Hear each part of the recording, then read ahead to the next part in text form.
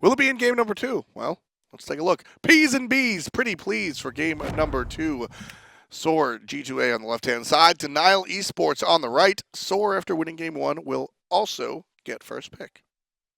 We'll have to see what they elect to go into. And once again, even though they're first pick and they value ISIS so much, instead they're going to ban it out.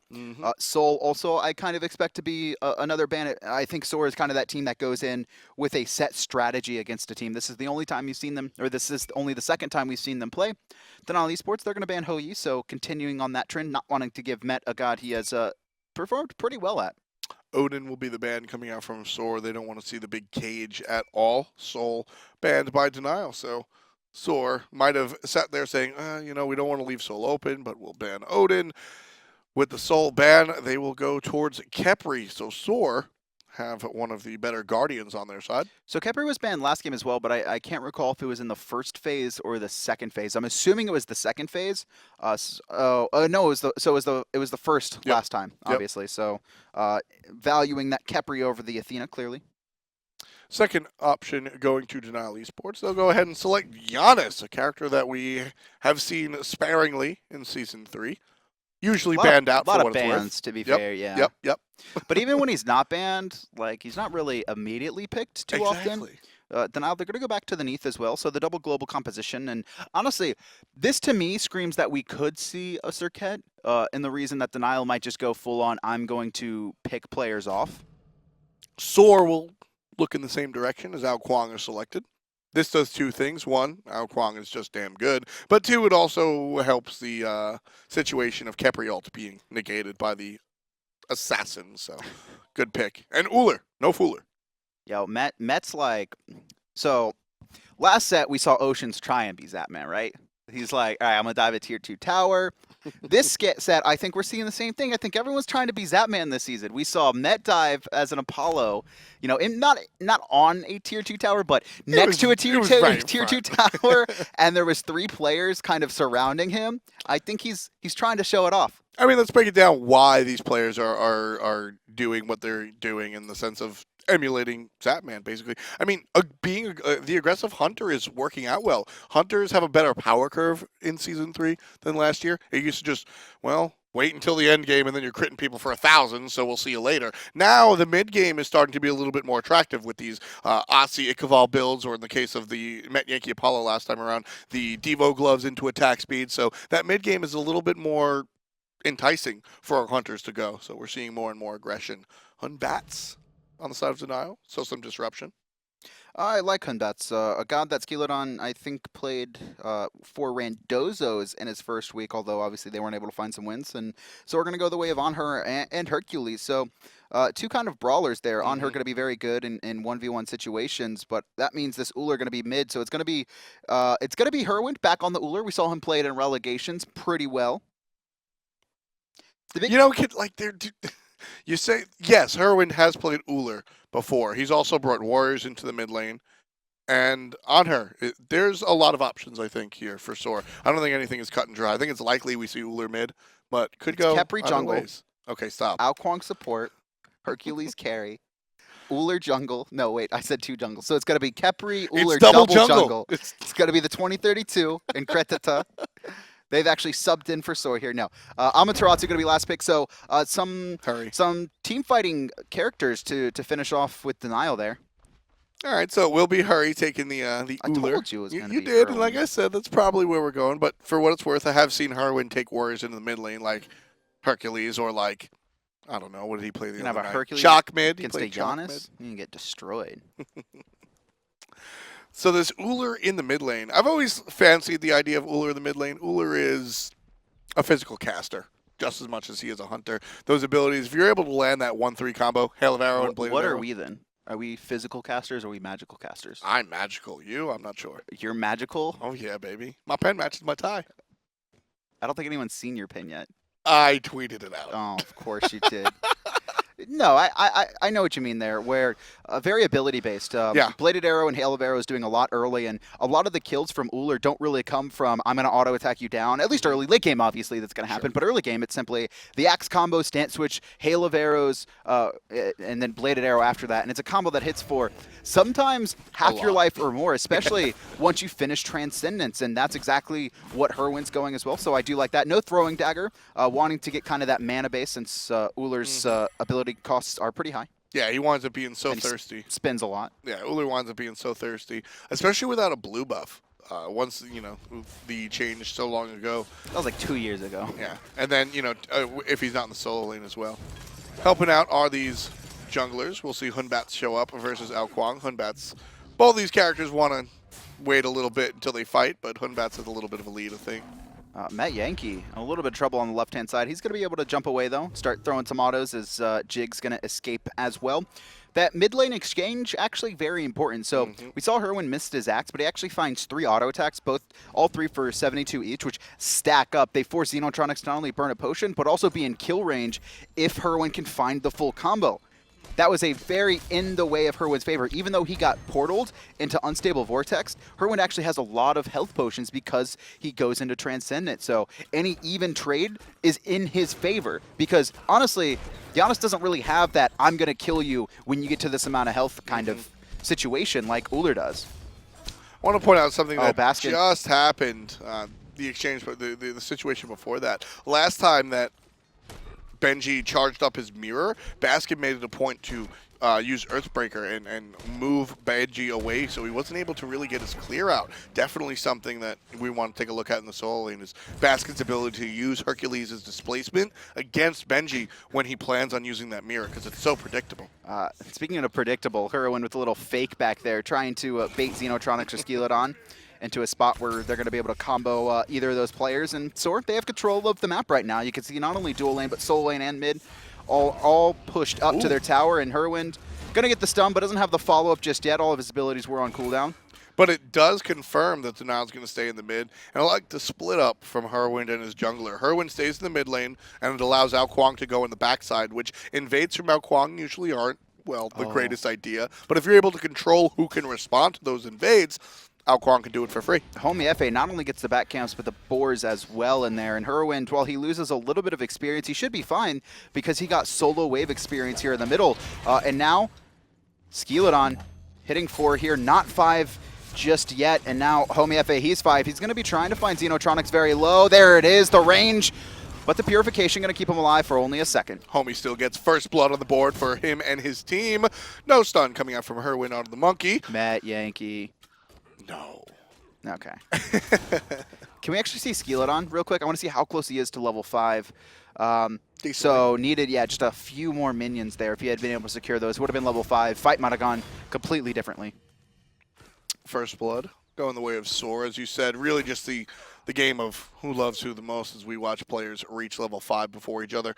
That execute wasn't the reason the fight was won, obviously, as it was immuned out, but Homie able to find some extra damage. And that's important, actually. And the reason for that is that Purification was also burned on Xenotronics. You can still 2 minutes for that cooldown.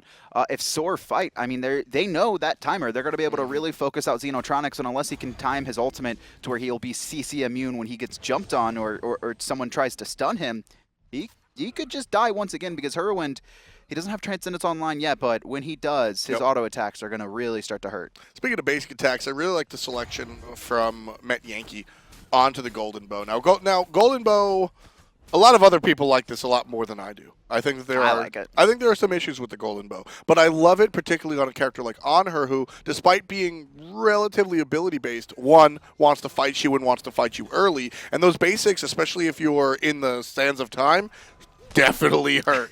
You put some extra crit on that, and watch out. You don't want to fight him ever. Right side, we see a rotation from SoaR, force out the Athena ultimate. Instead, they're going to turn their attention to the mid lane, and they're looking for that blue buff, but it's already been secured. And Xenotronics, he's level 5. He can't even clear his wave right now. Yeah, they're looking for that mid lane more than looking for anything else. But Xenotronics sitting on his tower. Here comes help from the way of Athena. Going to taunt into Purification. Hurriwind's relic will be down on cooldown for a while now. But look at that. The Hail of Arrows, it's such a safe ability. There's a little bit of wind-up time, but you're able to shoot it from such a distance that as long as he keeps doing that to Janus, I mean, you're never going to see Xenotronics comfortable at all in this game. And he's sitting there going, I know I played Zeus at last game. Now I'm Janus, and I'm still not comfortable. Metyankey losing a little bit of a poke war here, but Homiefe is here in time. Vetium going to charge his ult, but it's not high enough damage to kill Metyankey anyway. Honestly, they should bait it. That's fine. He's going to live. Right-hand side, though, actually Skeeledon looking to set up a gank over onto Baskin. Dazzling offense way off the mark, though, and that is a very telegraphed gank, apparently, according to Baskin. He just walks away.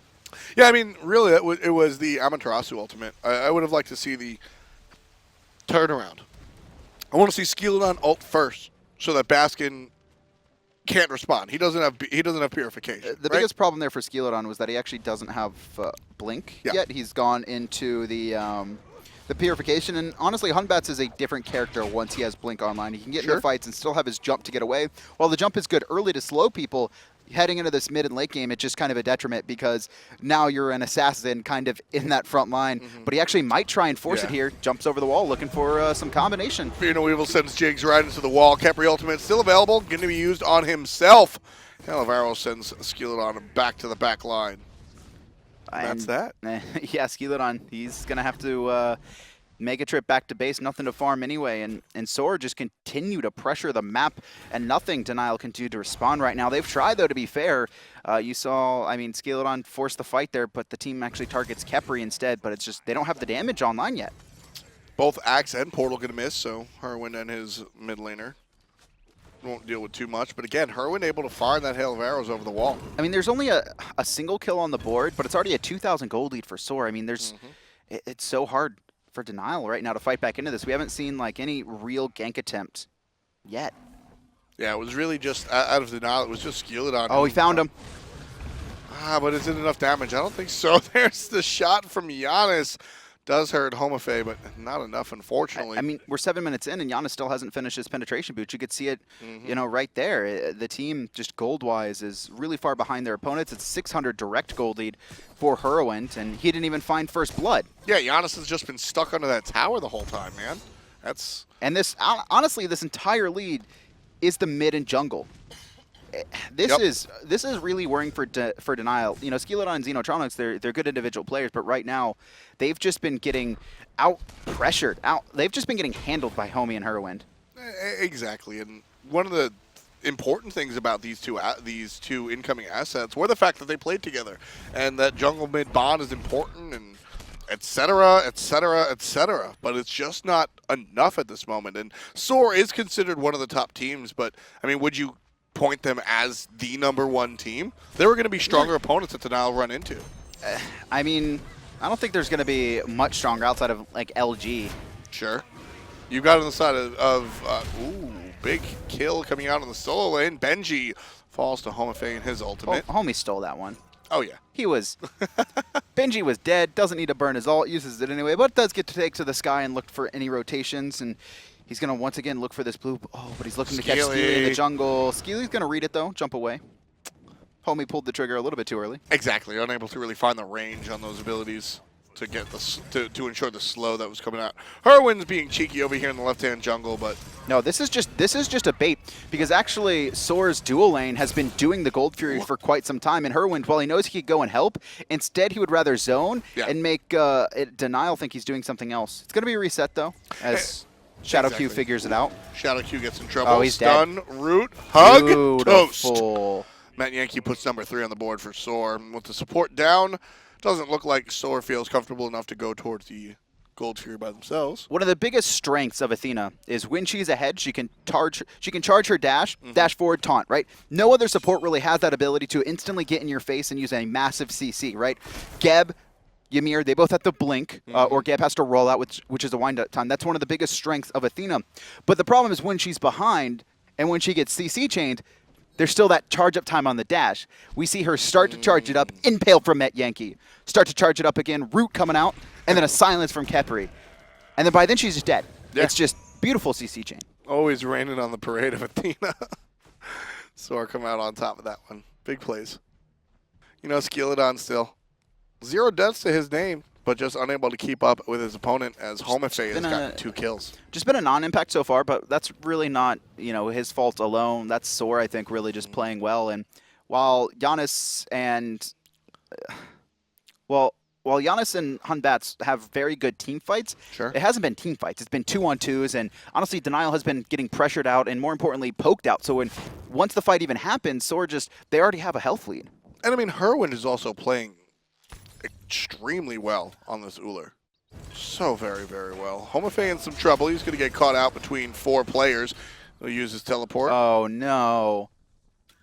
So Skeeledon has his ult there, but they assume the purification is up from Homie, so they don't want to burn that ultimate because it looks like they want to force Gold Fury as well, but little did they know, they could have just picked off Homie there, and they're actually going to continue onto this Gold Fury. This is a risky play, but they do have Fear No Evil to just keep anyone off of it, but they reset it.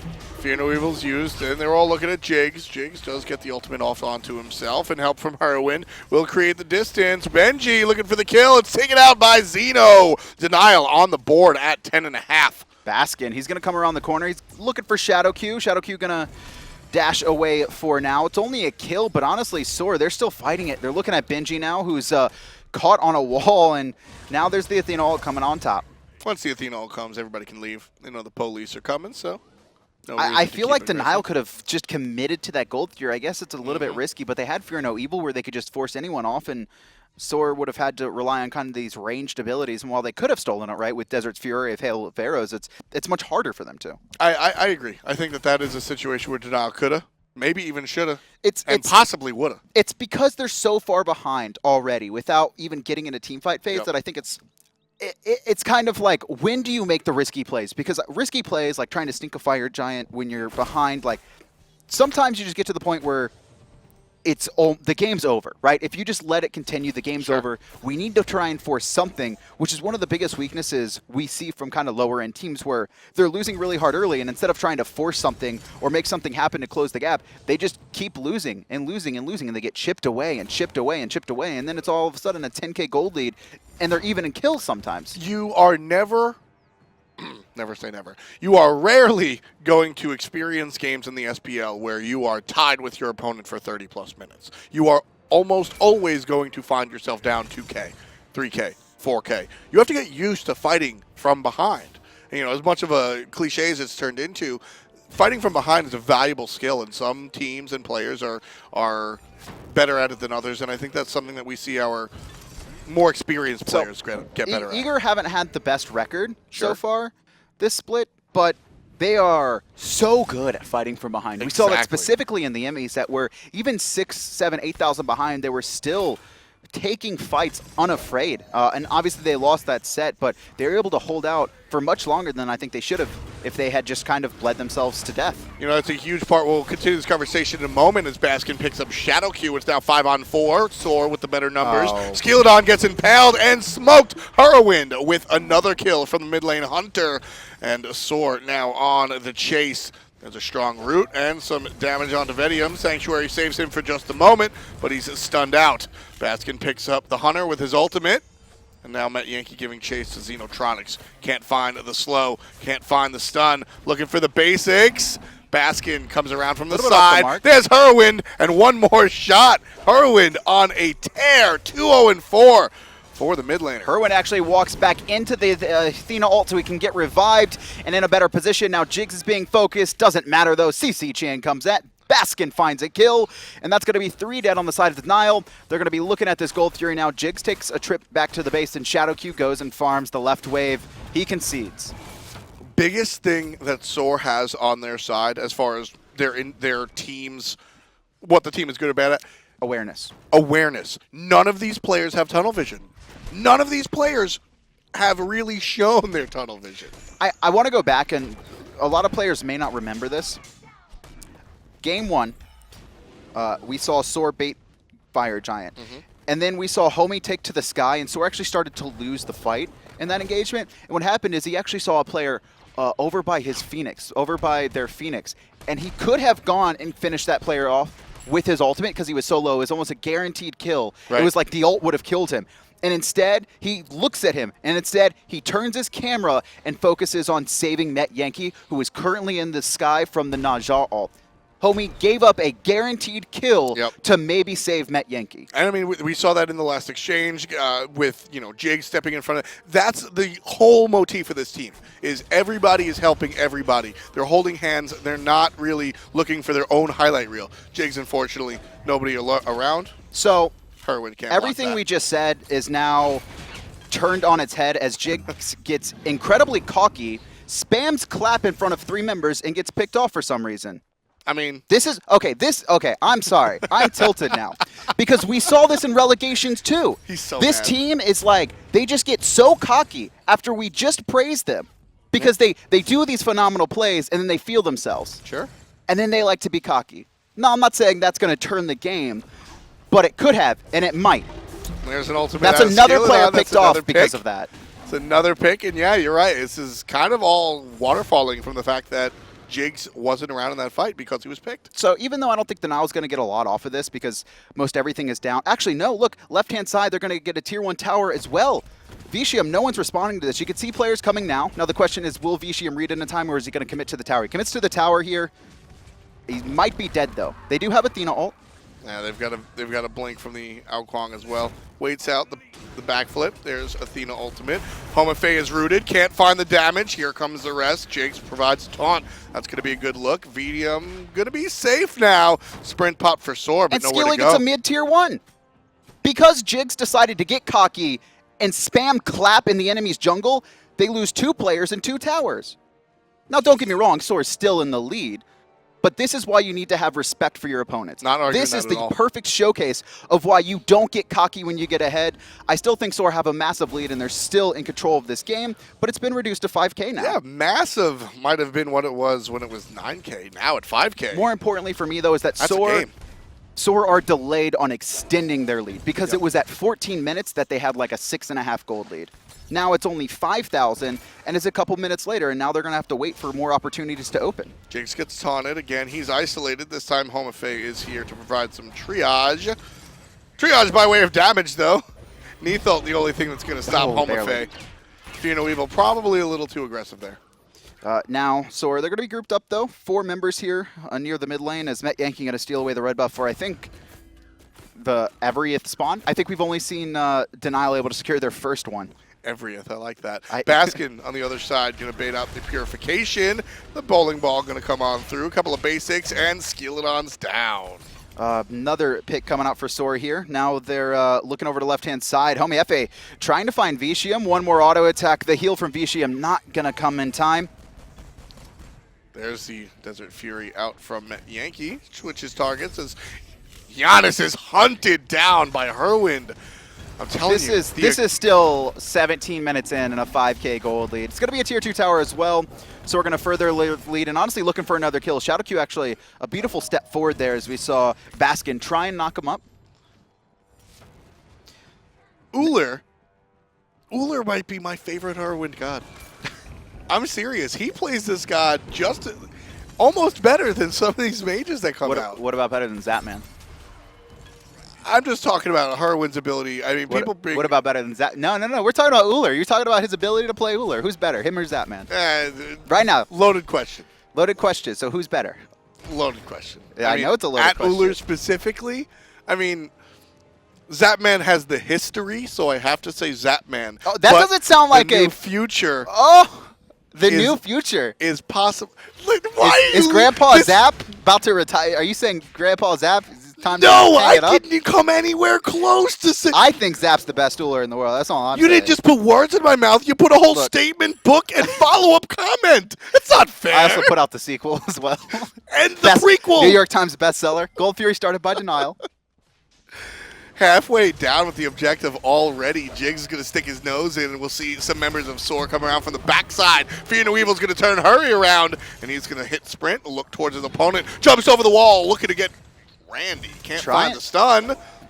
Oh, nice blink from Skeeledon, keep him alive. Left-hand side, though, in the meantime, it's going to be a revive as Homie got a little bit too deep now. Hurriwind will finish off Vetium as he turns around, but Skeeledon's back. He's going to take out Homiefe. No ultimate online for him. Athena, he's going to crash down, and I don't think Denial are going to be able to follow up with anything else. Baskin still doing work on the front side, gets a stun out onto the Amaterasu. 30% HP onto that solo laner. This is the most worrying thing. Baskin's level 20. Honestly, this fight started with Benji at level 16. He got a little bit of experience, I think, from Homiefe dying. But Baskin, very far ahead right now. Yeah, still just pushing its advantage. Actually, looking at Shadowq, you're just throwing on some poke as the rest of the team works on Gold Fury. He's 8 levels higher! He's on zone duty. And SoaR, they're going to secure the Gold Fury. Yeah, when you're a Hercules, you generally always on zone duty. He's got so much displacement. As a big pluck and a big, well, Metyankey's going to finish that sentence. Benji falls down for only 4 kills on the side of Denial as SoaR reaches 13. 20 on the clock, and we'll see SoaR after their Gold Fury just barrel down this left-hand side. Baskin very deep, stuck between a rock and a hard place. Fear No Evil doesn't do much, and Metyankey cleans up Shadowq. Just going to be able to heal up Baskin. Wow.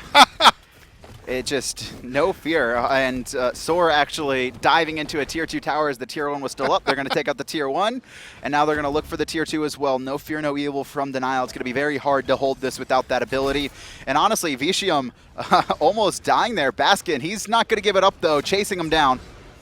Sanctuary used by the Janus, and he'll find a space to go ahead and portal himself to safety. But the tower, well, the tower can't move. 14 kills, and more importantly, if you're rooting for SoaR, all towers down except for the lonesome tier 2 in the solo lane. Red buff stoling for the everyth time again, outside of the first spawn. All right, so you've got the everyth, I like it. I've got the Sobekitude. The Guan Yuitude as well. Right-hand side, Baskin.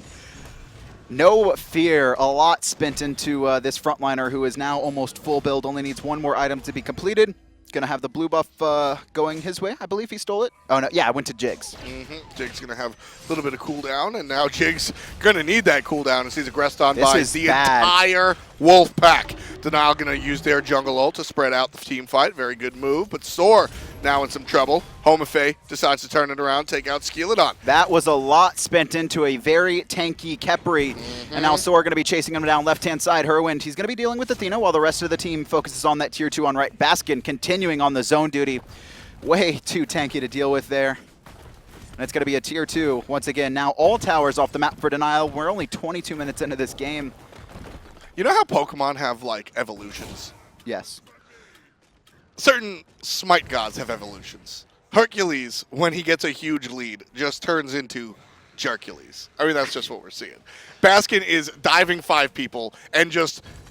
He rolls down his window, cranks up his system, and goes, "I can't hear you," and just drives through the entire mall. Like, his team can do towers, team fights, and fire giants, while Baskin, look at him! He's shoving everyone out of the way, not a care in the world. 8 levels above Shadowq as Homiefe finishes him off. 16 on the board for SoaR, and if you take a look, 13 of them have involved Baskin's Hercules. I mean, Baskin is basically Omega now. Yeah, we even saw it there, spamming taunt over at the Phoenix as he chases down 4 members. Yeah. It's just kind of that. We talked about it earlier. Kind of that to be a solo laner, you gotta have a very strong ego. Yeah, there's a specific flair to our solo laners here, and they all even when you look over to Europe and you go, but Zalia's different. Maniac's not, and Zalia's got a little tinge to him as well. All of the solo laners here in the SPL definitely. You got to be confident. Yeah, it's a position. All jokes aside, it's a position that you absolutely need to have the confidence, because 9 times out of 10 you're playing these warriors and you have to go in 1-2-3. That's your job. Especially early on in lane, like one small mistake, and you can. If the other opponent finds a kill, like, it could snowball really hard out of control, and that's kind of what happened here. I'm not exactly. I think this was just Baskin being really impactful in team fights, to where he kind of got the lead over Benji, but Benji has been trying to catch up to Baskin now for the past 8 minutes, and Baskin 4-0-9. He's been a part of 13 of the 16 kills as a solo laner. Yeah, huge deal coming out there. Fire Giant will be aggressed on and very quickly killed. Athena shows up just pretty much to say hi. Shadowq, no chance to really even think about that one. He's 0-4-3 and 4 levels. I mean, I know I keep bringing up Baskin's lead against him, but that's besides the point. Jigz is 4 levels above Shadowq. That's the real issue. I'm pretty sure you said he's 8 levels above Shadowq like Baskin 6 minutes ago. Well, yes. like sick. Like they were doing. No, it was before the last Gold Fury was taken, so it was 5 minutes. Shadow's been level 12 for a long time now, and he's often the first one to die in these exchanges, which, as a support, welcome to life. Yeah, like welcome to the club, man. But still, Shadowq unable to find that experience. Finally lands himself at level 13. Lucky 13. 5 minutes in the game. Lucky 13. This is where he turns it all around. Bad luck 13. This is where you get banned. This is where you get banned from local festivals. Oh no, please. Gold Fury going to be surrounded by SoaR and Denial. Ooh. I'm pretty sure they're going to have a rough time getting into this one here. Yeah, they're trailing by. They're over that 5-digit hump that I was talking about. Oh. I thought I was stolen for a second. I was like, oh, never mind. Uh-oh. I just saw it like died the second the Adanas ult hit it. I was like, come on, you got to have like that'd be pretty feels good for Denial there in that situation. That'd be completely great. I mean, they're still like, let's be honest, they're still going to lose this. Like, it is very low hope. This is entirely reliant on SoaR outplaying themselves and making a massive amount of mistakes, or just 5-man diving the fountain. Denial want to hope. I'm largely looking at Benji and Vetium. Amaterasu and Neith can combine for a kill without getting too into the team fight, right? By Shadow. From a distance. But so this is also a really SoaR strong combo. The double hunters with a Khepri, it's better than the taunt coming out from Athena sometimes, because they're guaranteed to hold in that position, as well as the players silenced out. And right now these hunters are shredding through Shadowq. We've seen that play 3 or 4 times now, where we just see Shadowq plucked by Khepri, and it's guaranteed auto attacks. Yeah, it's just this Y combination of these two hunters from different directions. I look like a bird. I'm flapping my arms. But speaking of birds, 2 are going to be toasted as SoaR aggresses onto Denial's base. Mid lane down, right lane down. We're heading over to the left-hand side. Minions are spawning, but SoaR's already here. Root won't catch anybody, but Baskin will. Flip is strong, purified out is the dash. Hurriwind stuck in the back thanks to Skeeledon's ult, but Vetium turns around, takes out the mid laner.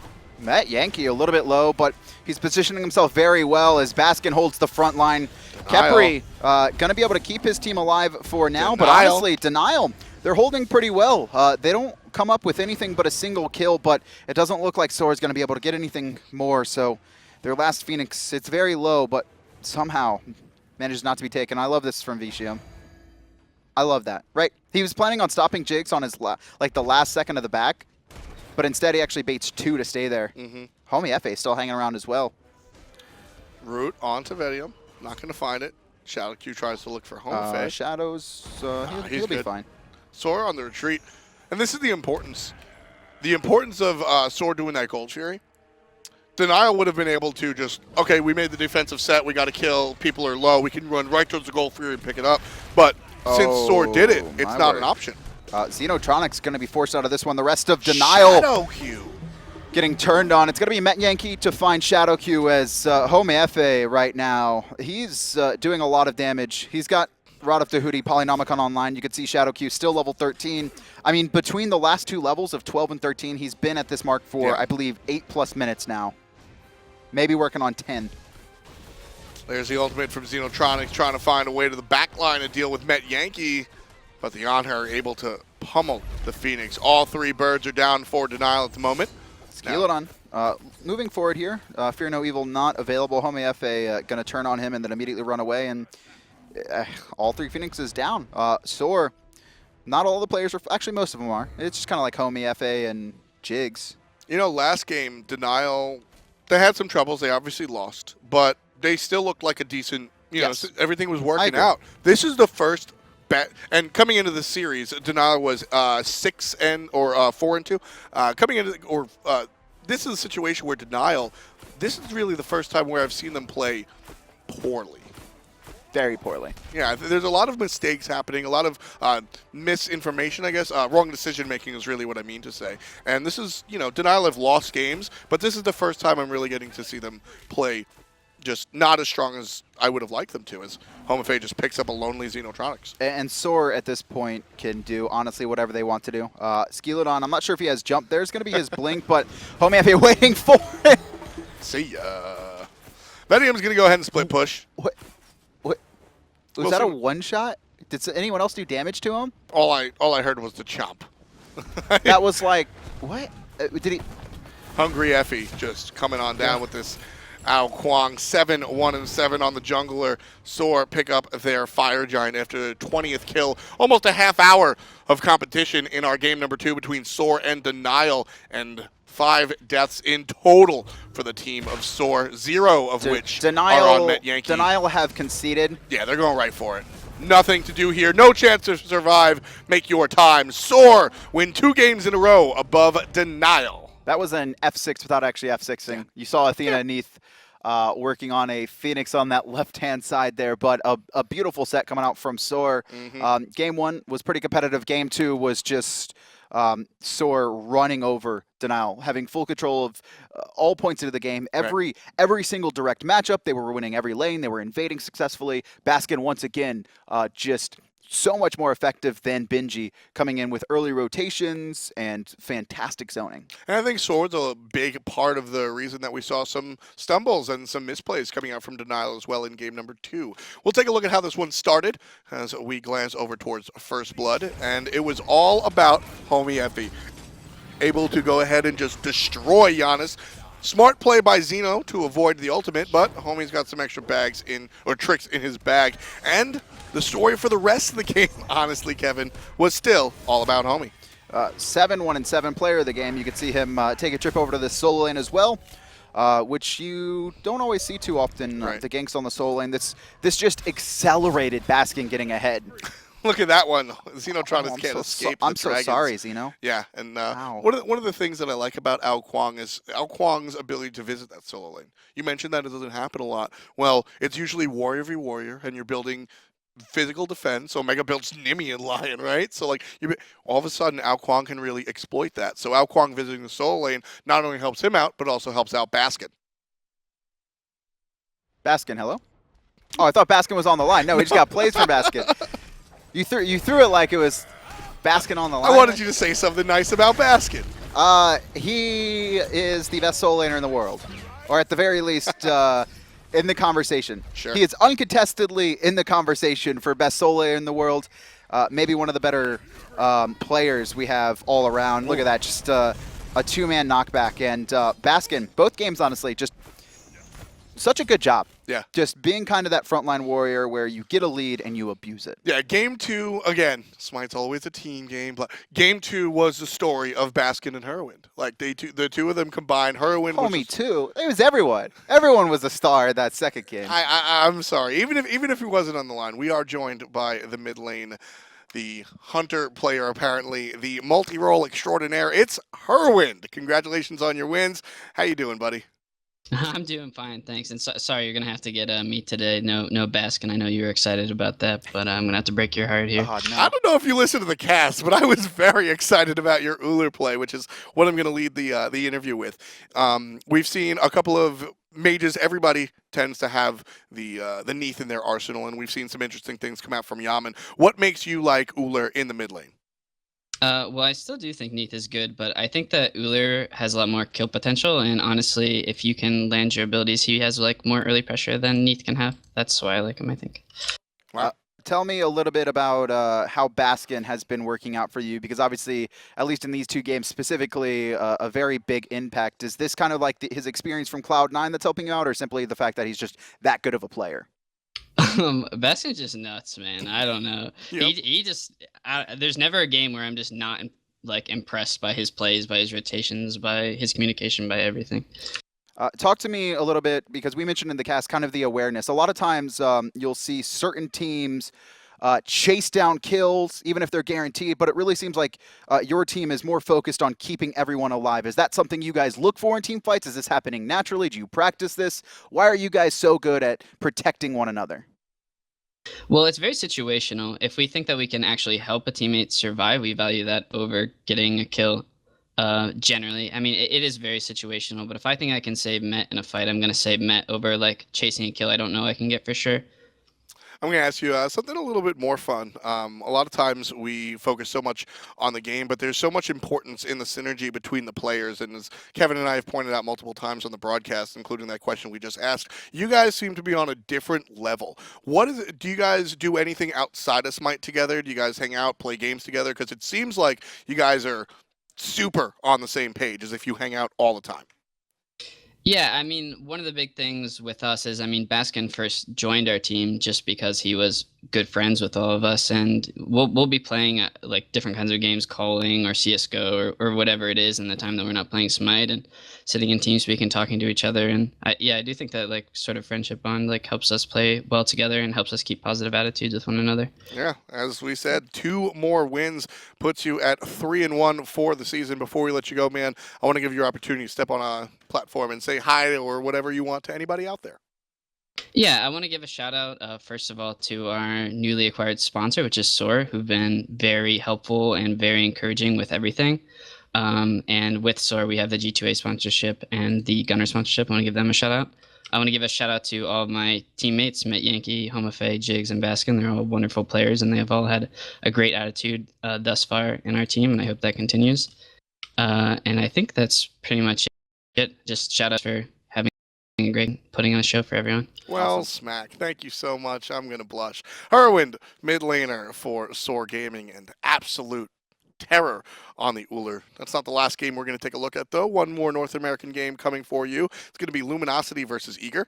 Very excited about this matchup. Luminosity, obviously, in their first week, dropping, surprisingly, 2 games to enemy, but coming up against Envy in their last matchup, it was night and day.